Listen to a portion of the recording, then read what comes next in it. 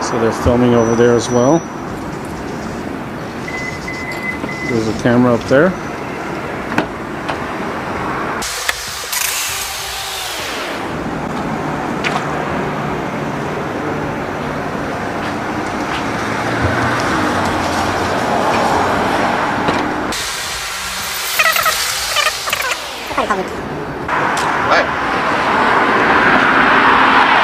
Where's your face in my camera? Good. Well, I'm asking, why is your face in my camera? Just asking what you're doing. Is it illegal? I'm just asking what you're doing. You got people who are asking what you're doing. That's why. What are you doing? I'm asking you. I don't have to tell you. Okay. Well, you're standing outside of a bank, photographing a bank. Is that illegal? I didn't say it was illegal. I'm just saying. I'm just curious what you were doing. Well, I don't ask you questions. Have a nice day. Okay. You understand that you're standing in front of somebody's business, right? Is that illegal? If you disrupt their business, yes. What's that? If you disrupt their business, yes, that would be illegal. You're on the sidewalk? Yes, I understand that. But if you go inside the bank, that's disrupting. Am I inside the bank? If you disrupt their business, yes, that would be illegal. Right? The first officer approaches with curiosity masked as concern. He keeps repeating, "What are you doing?" even after admitting nothing illegal is happening. That's the subtle pressure tactic. Turn lawful behavior into something that feels suspicious. The citizen stays composed, refusing to answer questions he's not required to answer. Notice how the officer shifts from curiosity to suggesting disruption, even though the man is clearly on a public sidewalk. This is how authority sometimes tests boundaries, not with direct accusations, but with persistent questioning meant to trigger compliance. Why do you have to... Am I inside the bank? I'm asking you a question. I'm asking you, am I inside the bank? I never said you were in the bank. I said if you go in the bank. I know the rules. Okay. I know the rules. You don't have to tell me. Okay, so I don't understand why you have to be so inappropriate and unpolite. I don't understand that. Okay. I was just asking a question. That's all I'm asking. Am I detained? No, and I didn't say that. Okay, then you're free to go. Okay, and so are you. My question is, what are you doing out here? My question is, what did you have for breakfast? I don't eat breakfast. Doesn't matter. No. Okay. So my question is, what are you doing out here? What are you doing out here? I was called here. That's why. Okay. Well, am I doing anything illegal? Okay. You're making people nervous. That's the problem. You're making me nervous. Okay. Are you recording? Yes, I am. So you're making me nervous. Okay. Well, you're recording too. So we're both on the same thing, aren't we? So what do you want? Okay. My question is, what are you doing in front of a bank? Why are you in front of me? I'm staying here talking to you because you turned your head. Well, I don't want to talk to you. I'm not answering questions. Okay. Oh, name and badge number? It's right here. Right here? Right there. Now the tone tightens. The officer introduces the idea of making people nervous, as if discomfort equals wrongdoing. That's a critical moment. In a free society, legality isn't determined by feelings. The citizen smartly mirrors the logic back. If recording makes you nervous, does that make it illegal? The officer has no clear answer because there isn't one. Instead of identifying a statute, he leans on emotion. This is where understanding rights becomes armor. Calm repetition of lawful standing keeps the interaction from escalating into something more serious. Is right here? My name is right here on my vest. Okay, what's your badge number? 452. Oh, name and badge number? Norberg, 492. All right.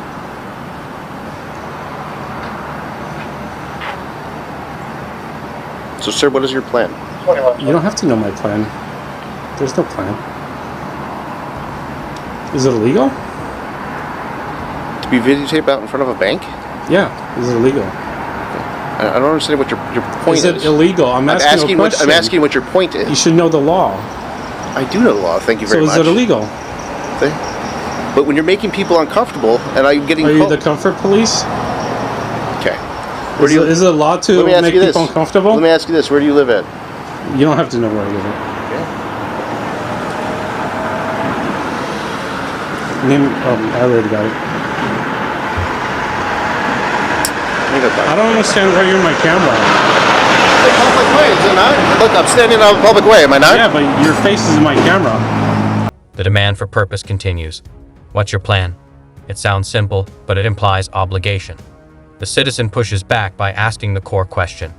Is it illegal to record a bank from public? The officer avoids giving a straight yes or no. When pressed, he pivots to public discomfort again. That pivot says everything. When law isn't on your side, you rely on narrative.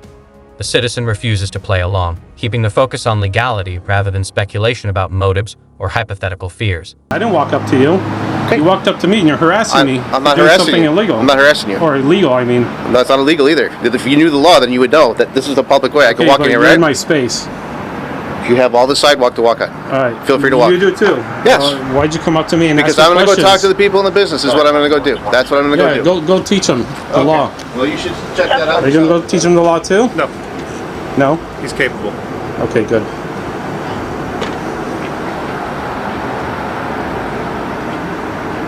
So why'd you walk up to my camera? Have I moved? You walked up to me. Have I moved an inch towards your camera or I you? don't know. He did. Have I? Another police car?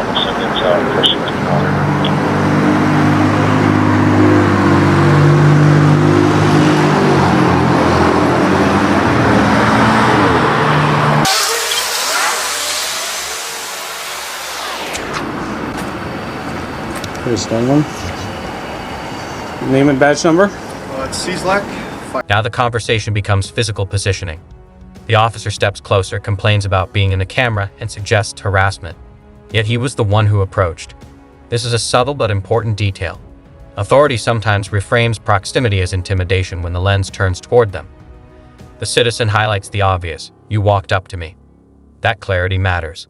The public sidewalk remains public, regardless of who feels uncomfortable. Control of space becomes symbolic here, representing control of the encounter itself. 530.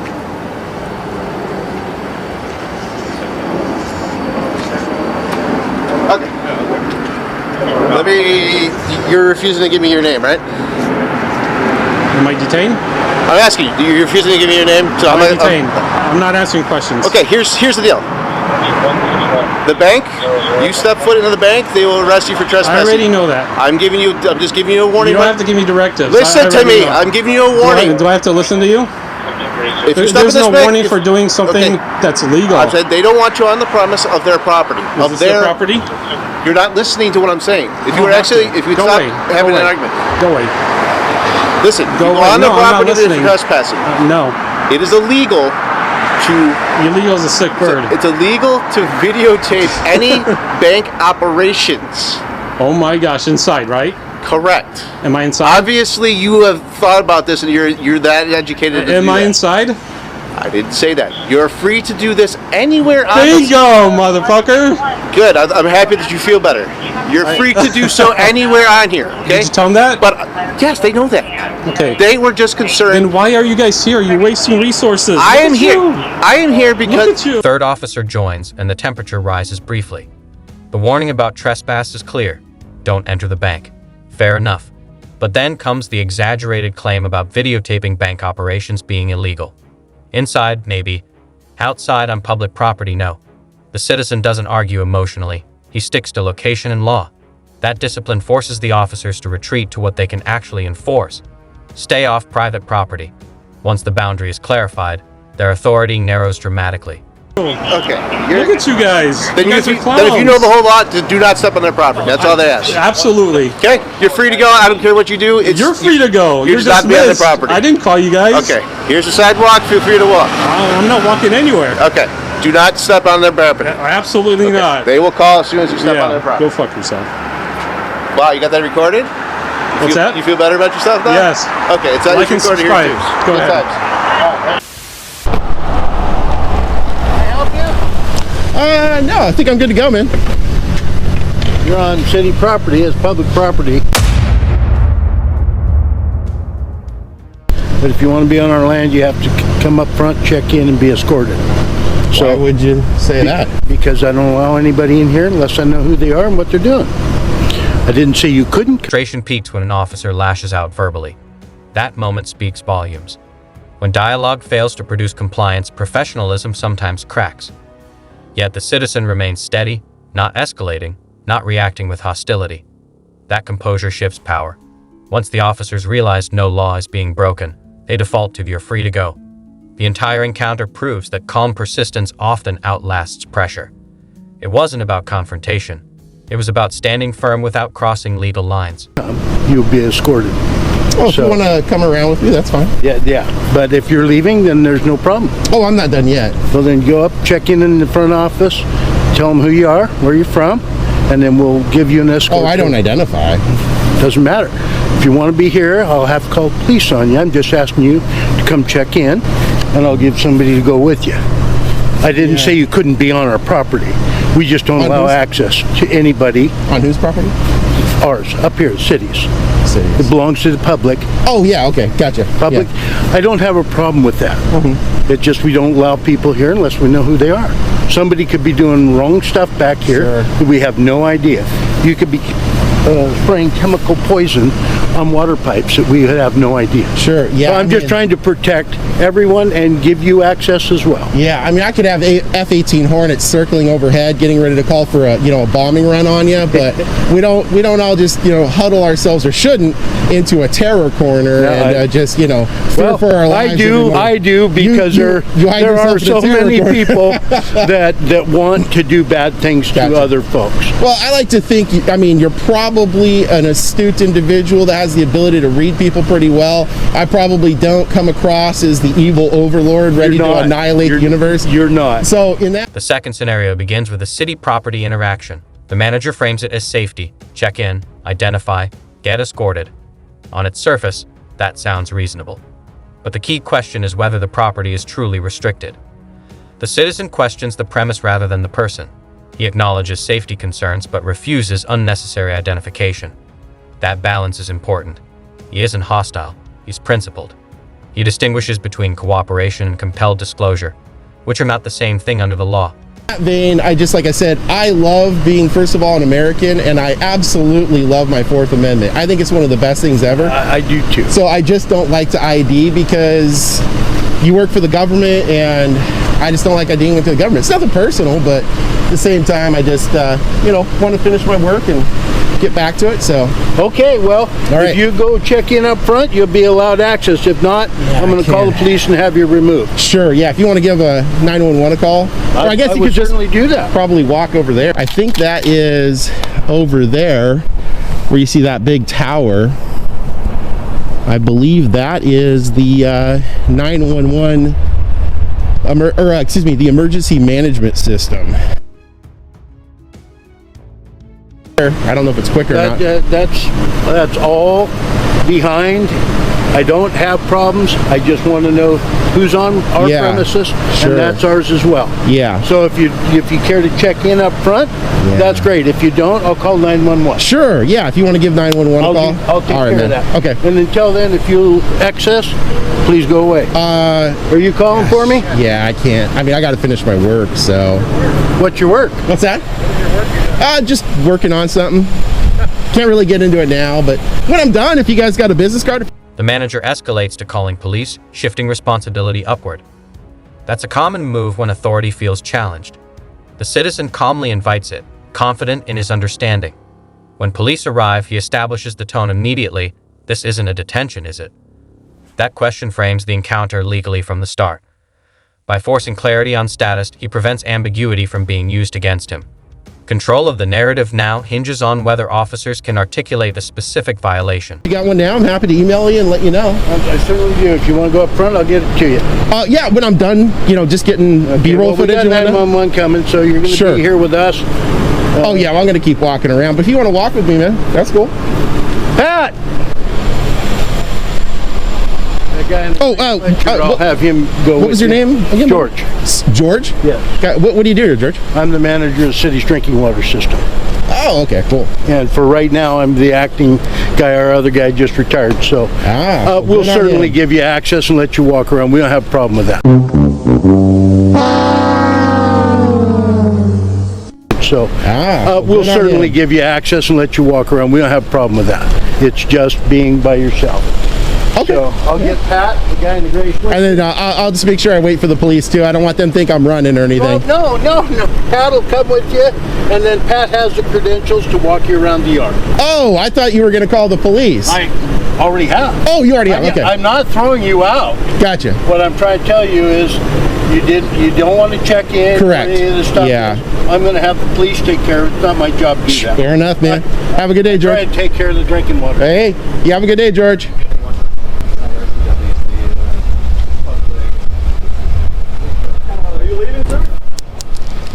The officers attempt to redefine the property as non-public unless accessed with purpose. That's a subtle narrowing of rights. The citizen counters with statutory references and implied consent for entry. This is where preparation shines. He isn't arguing feelings, he's citing legal framework. The officers hesitate because they recognize the gray area isn't actually gray. Without signage, without restricted designation, their authority to remove him weakens. Knowledge here isn't loud, it's precise. What's that? Seems like you're walking off. Are you leaving? No, I'm working. Okay. What kind of work? Journalist. I don't know if they've told you. Just let you know. Seems like you're doing for us. You are being recorded. Oh, sure. Yeah. Yeah. You don't have to let me know. I'm Scott with Renton Police Department. Nice to meet you, Scott. Yeah. What's your name? Steve. I'm sorry? Steve. Steve? Yeah, I don't want to give you more than that, though. That's fine. Yeah. So what? Is this consensual? Why would it not be? Well, I can't assume. I mean, You're here. this isn't a detention or anything, is it? I know what you're trying to do. You're not going to get a rise out of either of us. Look. Okay. If you guys just want to get in your cars and leave, we can call it good right now. I'm not looking for confrontation. I'm not even looking to have a conversation with you. I'm just looking to finish my work. So what work are you doing? I already said I'm a journalist working on a story. I'm sorry? I'm a journalist working on a story. What story? I don't want to share it now. Have So you- you probably see multiple journalists. There's the Have you checked really into attractive ones on TV. That's not me. And then there's the ones that actually go out into the field Have you and checked work. in with anybody here? Because this is not public property. No, I think I'm good to go, man. You're on city property, it's public property. This isn't public property.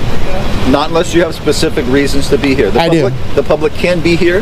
Yeah. The interaction turns philosophical again. Suspicion is mentioned, but suspicion alone isn't a crime. The citizen calls that out directly. The sergeant tries to assert command presence, yet avoids specifying consequences.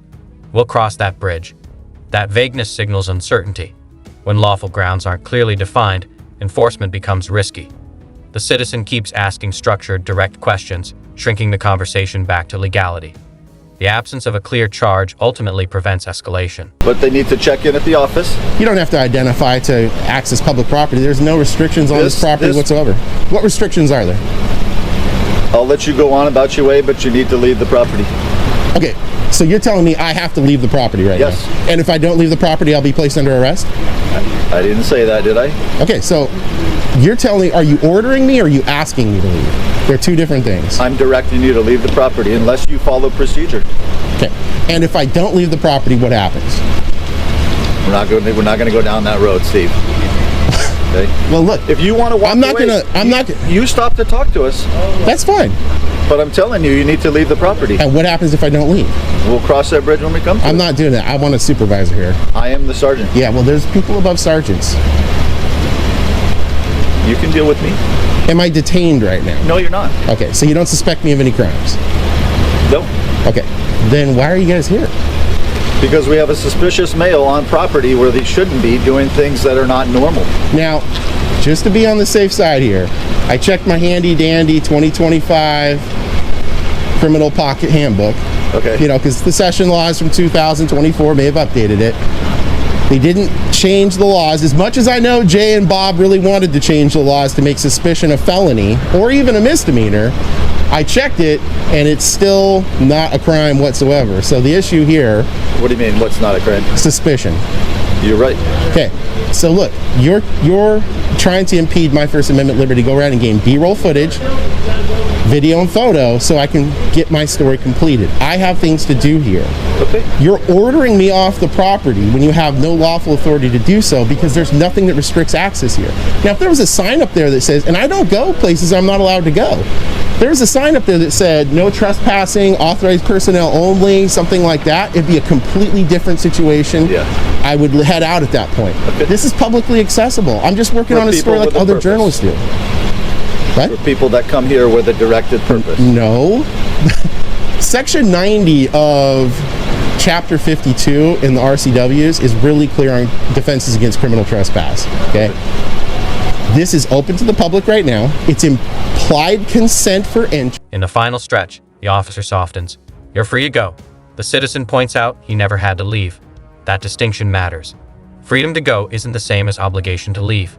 The encounter ends not with cuffs, but with mutual recognition that no enforceable violation occurred. These weren't the worst officers, but they tested boundaries.